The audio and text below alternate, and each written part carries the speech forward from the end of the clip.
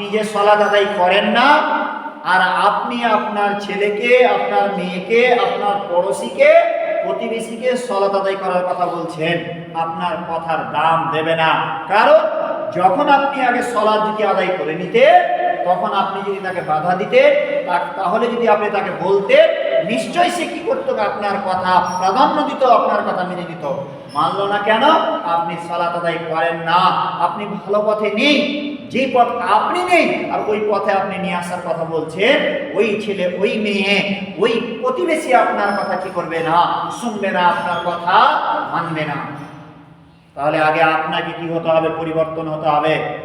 আপনাকে আগে আসতে হবে ভালো পথের দিকে। আগে আপনাকে ভালো পথ অবলম্বন করতে হবে, সঠিক পথ অবলম্বন করতে হবে। তাহলেই আপনার ছেলে, আপনার মেয়ে, আপনার প্রতিবেশী, পাড়া প্রতিবেশী আপনার কথাই মূল্যায়ন করবে।